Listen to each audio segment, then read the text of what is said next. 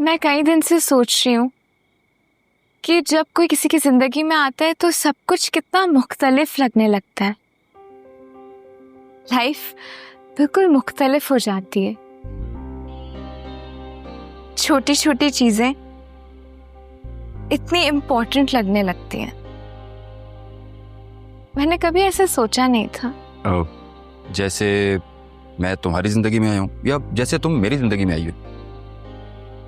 एक ही बात है। हाँ, एक ही बात है। लेकिन जब दो लोग एक दूसरे के बारे में इतना स्ट्रांगली फील करते हैं तो सब कुछ बदल सा जाता है। सारा भी साइम के लिए ऐसा ही फील करती होगी ना, जैसे मैं आपके लिए फील करती हूँ। लेकिन बदकिस्मती से उसे ये सब कुछ नहीं मिल सका और शायद इसकी वजह मैं हूँ। लेकिन सैम तो अपनी मर्जी से खुद गया था ना बाहर मुल्क।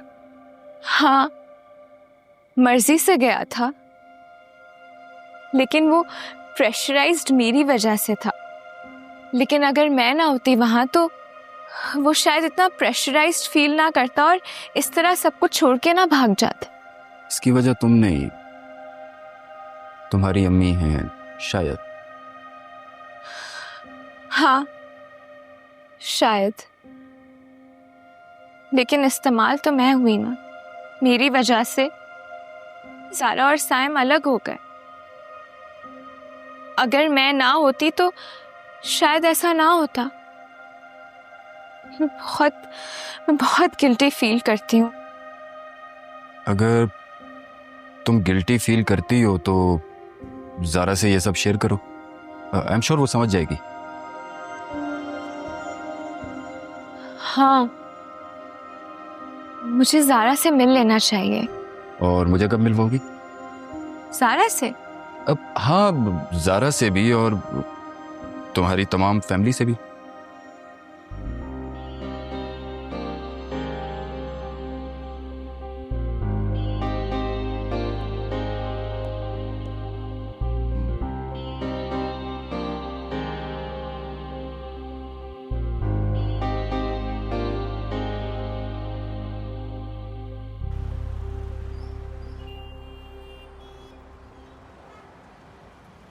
इतना अहम फैसला इतनी जल्दी। I feel left out. तुमने मुझे पहले क्यों नहीं बताया? माँ, आप और कासिम साहब मुझे कब से यही सजेस्ट कर रहे थे कि मुझे अब नई जिंदगी शुरू करनी चाहिए and Zarar is the best option etcetera. लेकिन जब लास्ट टाइम मैंने तुम्हें कहा था कि ज़रार एक ड्रग एडिक्ट है और अभी तुम ये फैसला नहीं करोगी। मैंने उसे कन्फ्रंट किया और उसने एक्सेप्ट कर लिया एंड ही सेड कि वो 3-4 साल रिहैब में रहा है and he is just sober now. Inaya, मैं तुम्हें कैसे समझाऊं कि ये सब मामलात इतने सीधे नहीं है जितना तुम समझ रही हो। कासिम तुम्हें इस्तेमाल कर रहा है अपने मकसद के लिए। ज़रा से तुम्हारी शादी एक बिजनेस प्लान है। अगर ये बिजनेस प्लान है तो तुम भी इसका फायदा उठाओ और पाक ग्रुप ऑफ इंडस्ट्रीज के बोर्ड ऑफ ट्रस्टीज में अपना नाम आने दो, ताकि हम दोनों तो अपना फ्यूचर सिक्योर कर लें। अगर कासिम दोबारा से भाग जाएगा तो तुम और मैं कहाँ जाएंगे बताओ? माँ, ज़रार है ना, और आई बिलीव कि इश्तियाक भी आप ही के फेवर में ही बयान दे। फैसला अभी हुआ नहीं है और तुमने पहले से सारे बेनिफिट्स दे दिए। तुम क्यों नहीं समझ पा रही हो? ये सारा गेम है। अब उफ नहीं करो। मैं उफ इसलिए कर रही हूँ क्योंकि मैं सोच रही हूँ कि हम नॉर्मल लोगों की तरह जिंदगी क्यों नहीं गुजार सकते। हम इतने कॉम्प्लिकेटेड क्यों हैं? क्योंकि यहाँ बहुत बड़े स्टेक्स इन्वॉल्व हैं। किसी छोटे मकान या प्लॉट का मामला नहीं है किसी मिडिल क्लास फैमिली की तरह। ये बिजनेस एम्पायर है पूरा, जिस पर हमारा हक है। मैं ये कासिम को इतनी आसानी से नहीं लेने दूंगी। It's a big game.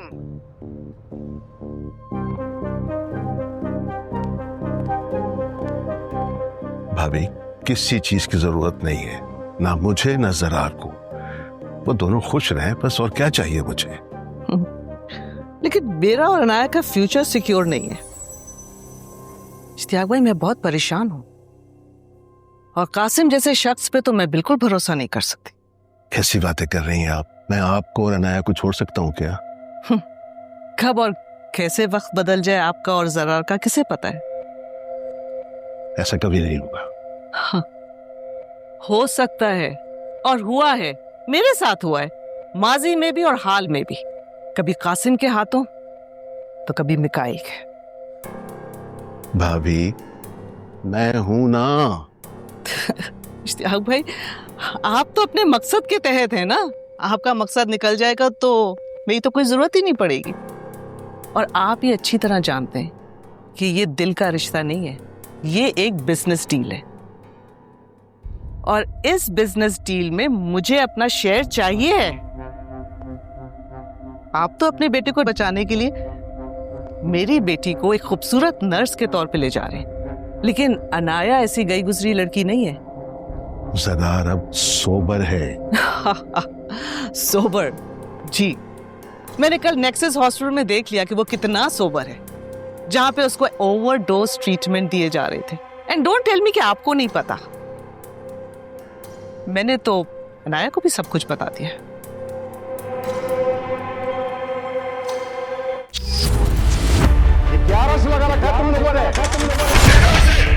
हम अपनों को छोड़कर यहाँ से हरगिज नहीं जाएंगे। अब हम क्या कर रहे हैं? एहतजाज।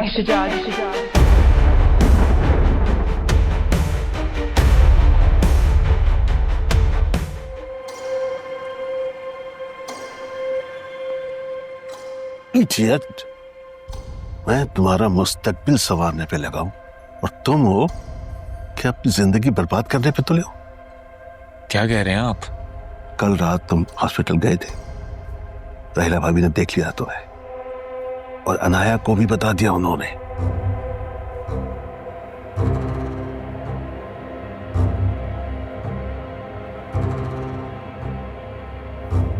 लेकिन मेरी थोड़ी देर पहले अनाया से बात हुई थी, उसने तो कोई जिक्र नहीं किया इस बारे में। मेरा ख्याल है बनाया कि रुखसती को ऑफिशियल करना पड़ेगा ताकि वो तुम्हारी जिंदगी में आए और तुम्हारी इस लत से जान छूटे।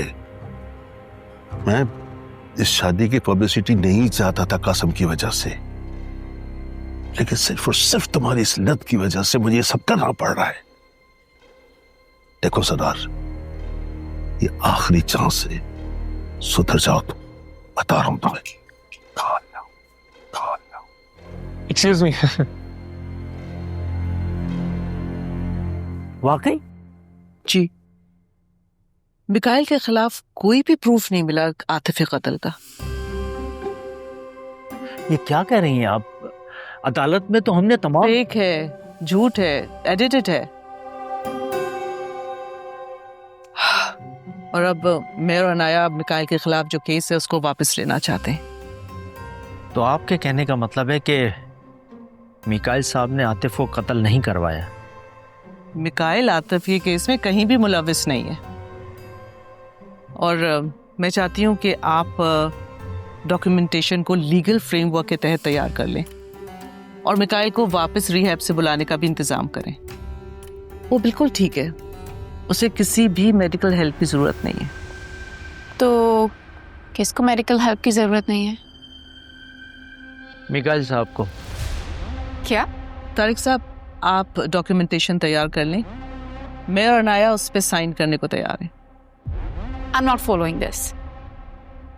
किन डॉक्यूमेंट्स की बात हो रही है और मिकाइल को मेडिकल हेल्प की ज़रूरत क्यों नहीं है? क्या मतलब?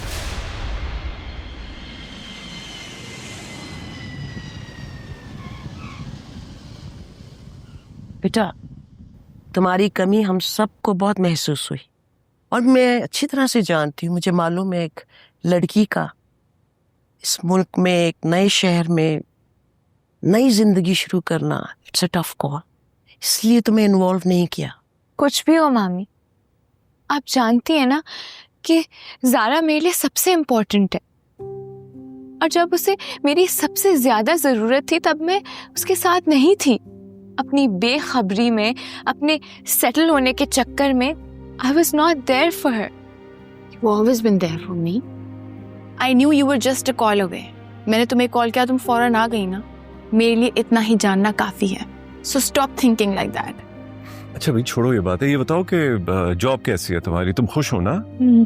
जी मामू, कुछ टाइम तो लगता ही है एक नई जगह में सेटल होने के लिए, लेकिन जब इंसान को काम आ जाए ना तो वो कहीं भी अपनी जगह बना लेता है। अल्हम्दुलिल्लाह अब मैं सेटल हो गई। चलो दैट्स वेरी गुड। अच्छा भाई, ये सितारा कहाँ है? उसको पता भी है कि आयशा आई भी? हाँ, मैंने उसको कॉल किया था, मेरा फोन नहीं उठा रही है, इसलिए बेहतर समझा उसको टेक्स्ट कर दूं और बता दूं कि आयशा आई हुई है, आके मिल लो। प्लीज मामू, उनके होने या ना होने से मुझे कोई फर्क नहीं पड़ता। नहीं बेटा, देखो शी इज योर मदर। देखो इख्तलाफात तो हर रिश्ते में होते हैं, इसका ये मतलब तो नहीं है ना कि रिश्ते को बिल्कुल ही खत्म कर लिया जाए। आई नो खून का रिश्ता इस तरह खत्म नहीं होता, लेकिन लोग दिल से उतर जाते हैं। कम ऑन, क्या बोल रही हो? नहीं ज़ारा, कुछ भी कर लो, आप किसी इंसान को बदल नहीं सकते। वो ऐसी थी और ऐसी ही रहेंगी। दुख मुझे सिर्फ इस बात का है कि मैंने उनकी बातों पे अमल किया। ज़ारा, मुझे हमेशा इस बात का गिल्ट रहेगा कि मेरी वजह से तुम्हारा और साइम का ताल्लुक खत्म हो गया। क्या मतलब? अम्मी ने मुझे उस ऑफिस में साइम के साथ इसलिए इंटर्नशिप पे रखवाया था ताकि मैं उसकी अटेंशन अपनी तरफ कर लूं और उससे शादी कर लूं। What are you saying, बेटा?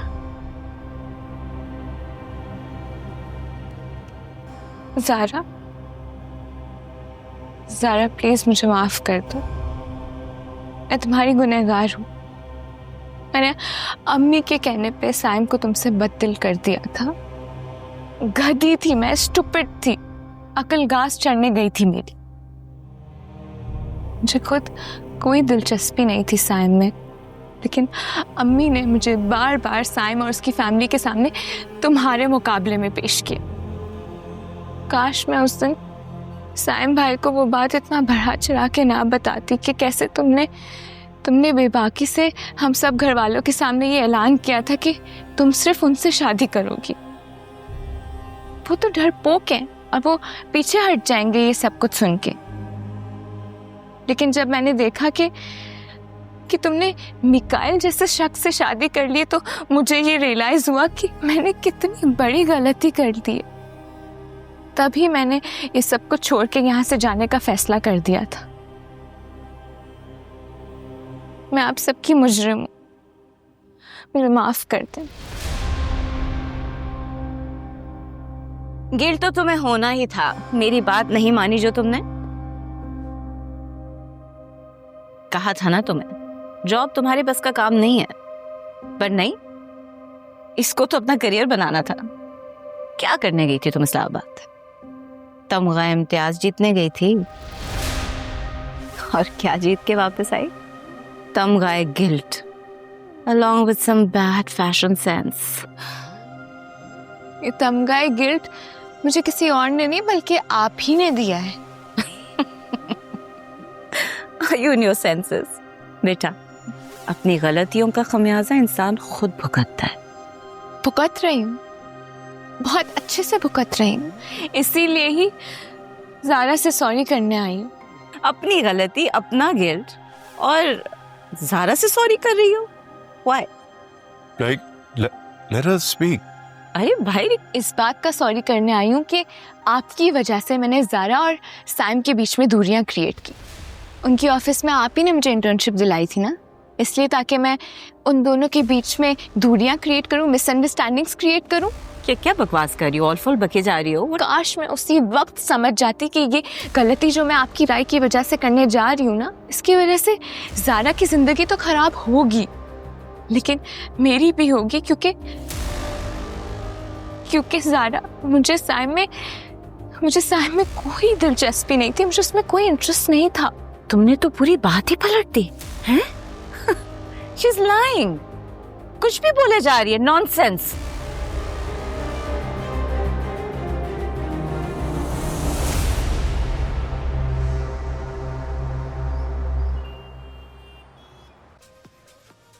नहीं, मैं तुमसे कोई एक्सप्लेनेशन नहीं मांग रही हूँ। यार यकीन करो मेरा, मैंने कुछ नहीं पिया था। मेरा दोस्त, उसका लिवर डैमेज्ड है, ही हैज कैंसर। उसको इमरजेंसी लेकर गया था। आई सी। और अब कैसा है? हाँ बेहतर है। एक ही रात में बेहतर भी हो गया? स्टमक वॉश करवाया था? हाँ वो नहीं, तुम्हें बताया तो उसका लिवर खराब है, लेकिन फिर भी पीता है।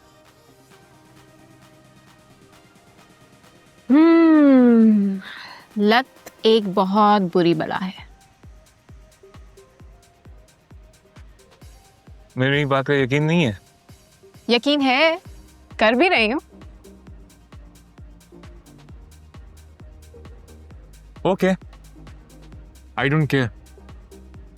मानना है मानो, नहीं मानना ना मानो। जो सच था वो मैंने तुम्हें बता दिया।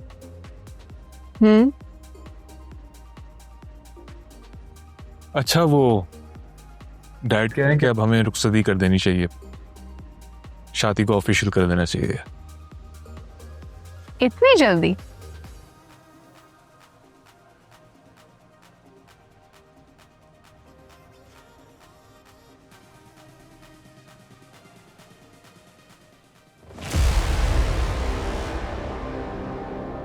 आपकी वजह से मैंने ज़ारा और साइम के बीच में दूरियां क्रिएट की।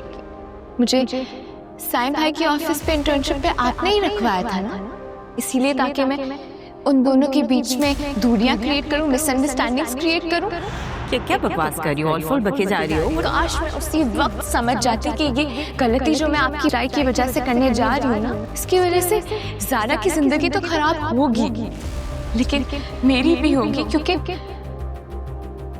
क्योंकि ज़ारा मुझे साइम में कोई दिलचस्पी नहीं थी, मुझे उसमें कोई इंटरेस्ट नहीं था।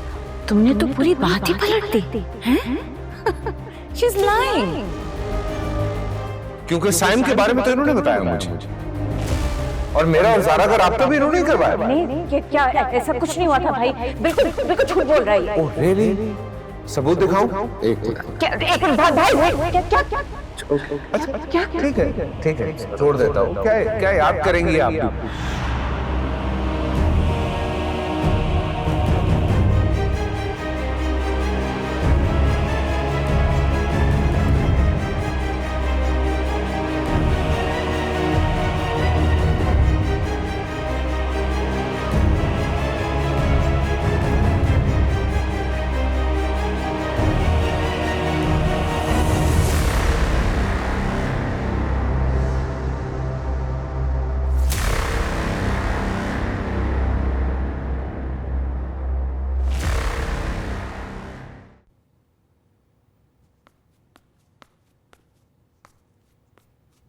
भाई आपको इन सब बातों का बहुत बुरा लगा होगा। प्लीज सितारा प्लीज, अभी मुझे तुमसे कोई बात नहीं करनी।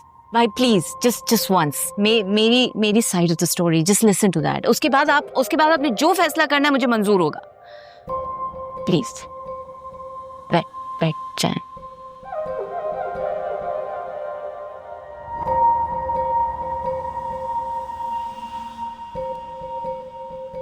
आपको साइम नहीं पसंद है, मुझे भी नहीं पसंद था और आज भी नहीं पसंद है। मैं जानती हूँ अमारा ने साइम को किस तरीके से रेस किया है। साइम कभी भी अपनी माँ के सामने किसी और को तरजीह नहीं देगा। मैं आयशा को भी जानती हूँ, माँ उसकी पाल पोस के मैंने उससे बड़ा किया है, उसे इस बात से कोई फर्क नहीं पड़ता। उसकी शख्सियत और उसकी सोच बिल्कुल अपने बाप पर है। मैंने उसको बहुत समझाया कि तुम्हारा बाप हमें यहाँ छोड़ गया, अपनी माँ के सामने और अपनी बहनों के सामने वो हमारे लिए कोई स्टैंड नहीं ले सका, उसके अंदर हिम्मत ही नहीं है। शी डजंट केयर, उसको इस बात से कोई फर्क नहीं पड़ता। साइम बिल्कुल आयशा की बाप की सोच का है, लेकिन ज़ारा इन सब से बरक्स है। ज़ारा के लिए साइम सब कुछ है, सब कुछ। साइम के लिए ज़ारा सब कुछ नहीं है भाई। आपको लगता है कि ज़ारा को जब इस बात का पता चलता तो वो इस बात को बर्दाश्त कर पाती?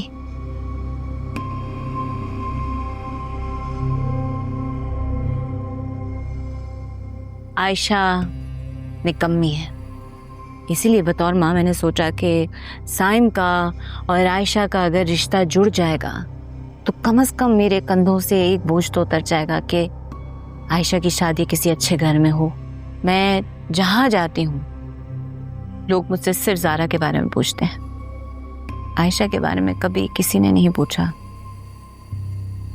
ज़ारा के लिए अच्छे रिश्तों की कमी नहीं है भाई।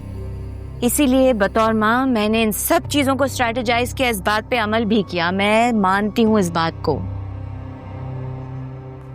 अब भाभी,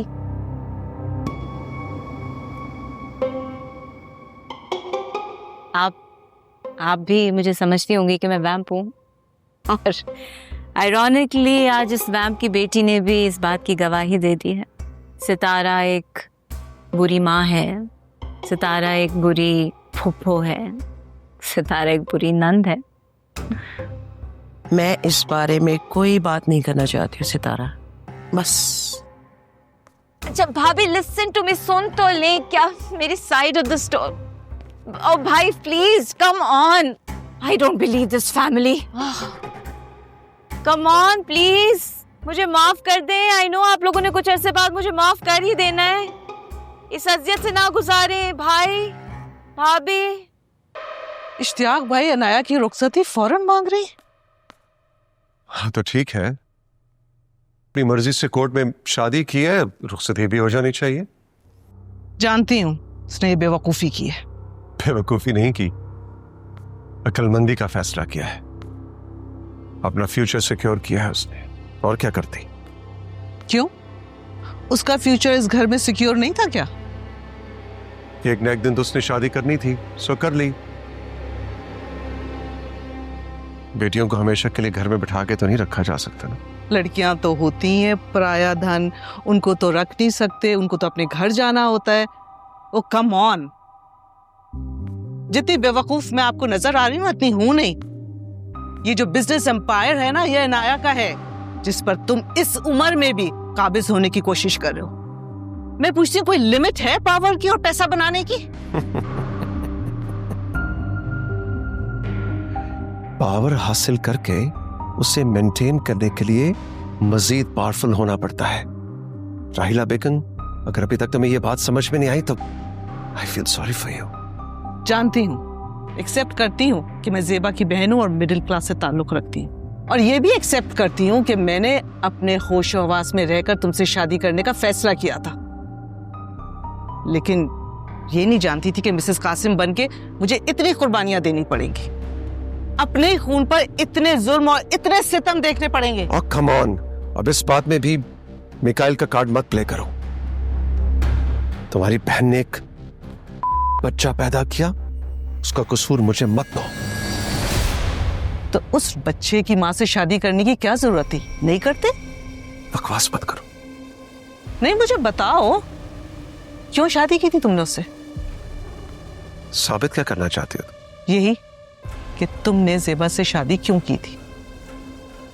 इसलिए कि उसका हस्बैंड मेरी कंपनी में एक लॉयल एम्प्लॉई था, मैनेजर था। उसकी कार का एक्सीडेंट हुआ, उसकी डेथ हो गई। Zeba was devastated. तो ये कार एक्सीडेंट कैसे हुआ था? ऐसे ही जैसे आतिफ की गाड़ी का एक्सीडेंट हुआ था? Excuse me, what are you trying to imply here? यही कि तुम्हारा कार एक्सीडेंट में बहुत तजुर्बा है। पहले मेरे बहनोई की कार के ब्रेक्स फेल करा के उसे मरवा दिया, फिर अब आतिफ की गाड़ी के कार के ब्रेक्स फेल करके उसे मरवा दिया। हाँ,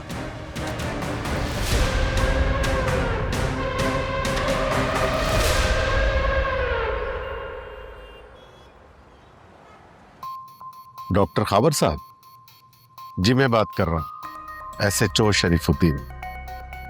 आप ऐसा करें कि मिकाइल साहब को रिलीज करें अपने रिहेब से, और उनकी एक रिपोर्ट बनाए जिसमें उनको एक नॉर्मल आदमी डिक्लेयर करे। जी हाँ, ये ऊपर से ऑर्डर्स हैं और ये काम कल तक हो जाना चाहिए। जी बहुत शुक्रिया। ये दुनिया और इस दुनिया में रहने वाले लोग बहुत अजीब है, बहुत पेचीदा है। आपको आखिर तक मालूम होने नहीं देते कि ये आपके दुश्मन है। और क्यों दुश्मन है? आपका अपना बाप, अपना भाई, अपनी बहन और ना जाने कितने रिश्ते। खुलकर बात करो, फलसफे की जबान में क्यों बात कर रहे हो? जब इंसान पर यह हकीकत खुलती है कि अगला आपका दोस्त क्यों है, आपका बाप आपकी बर्थडे क्यों मना रहा है, आपका भाई एकदम से अच्छा क्यों हो गया, तब पता चलता है कि इस सब के पीछे एक मकसद है। फिर इंसान खुद को काफी अहमक समझने लगता है कि ये सारी अच्छाई और केयर, जिसको मैं जेन्युइन मोहब्बत और केयर समझ रहा था, वो एक्चुअली एक तरीका था अपना मकसद पूरा करने के लिए। इसलिए तुमने ड्रग्स का सहारा लिया? शायद। तो ये कभी नहीं सोचा कि ड्रग्स भी खुद को बेवकूफ बनाने का एक आर्जी जरिया होता है?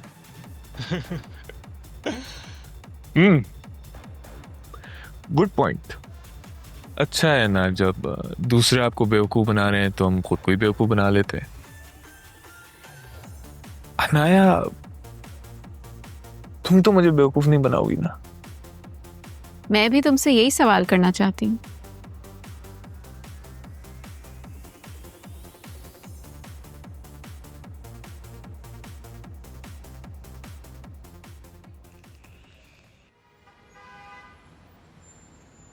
क्या हो गया है? तुम मुझसे माफी क्यों मांग रही हो? इसमें तुम्हारी तो कोई गलती नहीं है ना। वो मुझे अपनी मर्जी से छोड़कर गया था। तुम नहीं जानती ज़ारा, तुम नहीं जानती, हमने उसे बहुत प्रेशराइज किया था और इस वजह से उसने ये गलत फैसला ले लिया था। मैं उन्हें समझा सकती थी, लेकिन अफसोस मैंने हमारे रिश्ते का, हमारी दोस्ती का हक अदा नहीं किया। प्लीज़ अगर हो सके तो मुझे माफ़ कर देना और साइम भाई को भी माफ़ कर देना। मुझे अभी भी समझ नहीं आ रहा तुम खुद को कसूरवार क्यों ठहरा रही हो? क्योंकि मैं कसूरवार हूँ ज़ारा, क्योंकि अब मुझे समझ आ गया है किसी भी उस लड़की के जज्बात जिसे मोहब्बत हुई हो। पता है ज़ारा, अब मेरी जिंदगी में भी कोई है जिसने मुझे पहली बार ये एहसास दिलाया कि मैं भी प्यार के लायक हूँ। और मुझे समझ आ गई है अब कि साइम तुम्हारे लिए क्या मानी रखता था, वो तुम्हारे लिए कितना इम्पोर्टेंट था। If that's the case, then I'm very happy for you. मैं जानती थी कि तुम यही कहोगी that you are happy for me। पता है क्यों?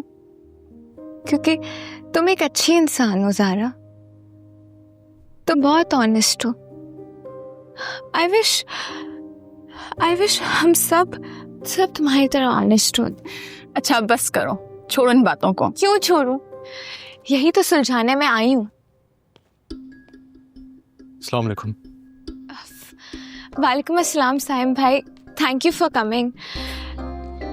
मैं ज़ारा के साथ साथ आपसे भी माफ़ी मांगना चाहती थी। मैं आप दोनों के किसी काम ना आ सकी। जब आपको मेरी दोस्ती और मेरी अंडरस्टैंडिंग की सबसे ज़्यादा ज़रूरत थी, मैं आपके कोई काम ना आई। प्लीज़ मुझे माफ़ कर दें। तुम क्या कह रही हो? मैं समझा नहीं। मुझे पता था कि आप राबिया की शादी की वजह से कितने प्रेशर में, लेकिन फिर भी ज़ारा वाली वो बात मैंने आपको इस तरह बताई कि आप गुमराह हो जाएं। वही बात कि उसने घर वालों के सामने कैसे बेबाकी से आपसे शादी करने की बात की। लेकिन पता है ये मेरी अम्मी का प्लान था।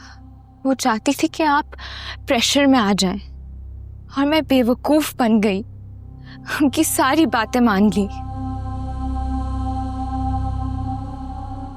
प्लीज़ अगर हो सके तो आप दोनों मुझे माफ़ कर दें। सारा ने ये सब बातें अपनी मासूमियत और ऑनेस्टी में हमारे सामने बताई थी। ज़ारा ये बिल्कुल नहीं चाहती थी कि आप प्रेशर में आके उससे शादी पहले करें और निदा की शादी बाद में। लेकिन मैंने और अम्मी ने आप तक ये बात इस तरह पहुंचाई कि आप गुमराह हो जाएं। और इसी बात का बोझ मैं तब से अब तक अपने कंधों पे लिए चल रही हूँ। प्लीज मुझे माफ कर दे। आयशा और सितारा पप्पू ने मुझ पर जितना भी प्रेशर डाला हो, कसूर तो मेरा ही हुआ ना। मैं कमजोर निकला और तुम्हें छोड़कर बाहर चला गया। पता नहीं मुझे क्यों ऐसा लग रहा था कि तुम मुझे रबिया की जिम्मेदारी से रोक रही हो। मेरा सारा बचपन, सारा लड़कपन इसी जिम्मेदारी में गुजर गया।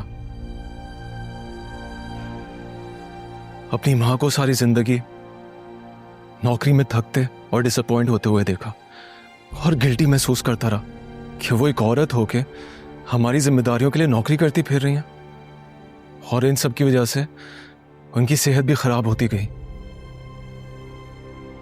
और मैं तो छोटा था, इसलिए मैंने अपने कॉलेज की पढ़ाई के साथ साथ छोटी मोटी नौकरियां करना शुरू कर दी ताकि अपनी फीस और अपने खर्चों की तो जिम्मेदारी एटलीस्ट खुद उठा सकूं ना, और अम्मी का बोझ भी थोड़ा कम हो जाए। तुम हमेशा मेरा इंतजार करती रही यार,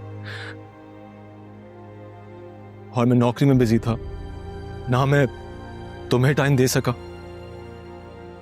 और ना अपने आप को टाइम दे सका। अपनी भी जिंदगी खराब कर ली और तुम्हारी भी, और अम्मी भी हम दोनों के हवाले से खुश नहीं है। ऐसा नहीं है कि मैं तुम्हारी बात नहीं समझ रही। I do understand.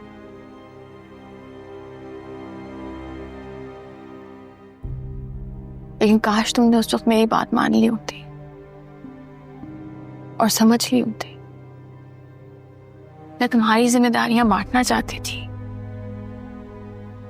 You wanted to help you.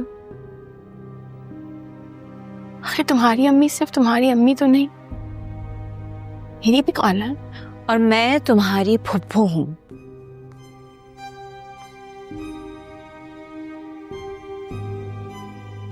मेरा यकीन करो, साइम के लिए, तुम्हारे लिए, आयशा के लिए मैंने कभी बुरा नहीं सोचा।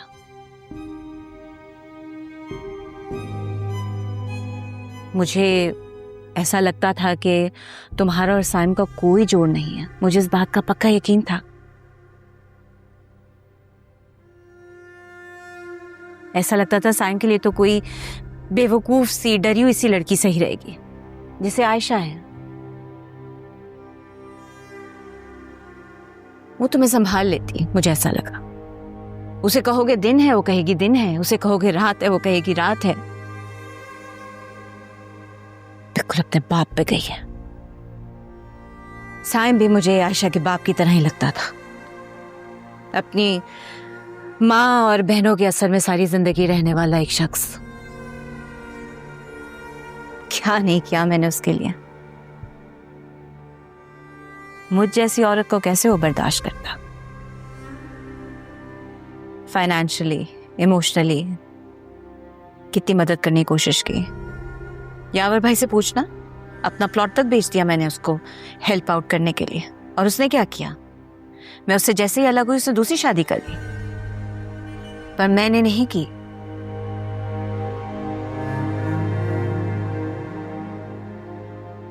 आई एम सॉरी अगर मेरी और आयशा की वजह से तुम दोनों के बीच में इख्तलाफात हुए हैं। But I still stand by कि मैंने सही किया। But I'm sorry.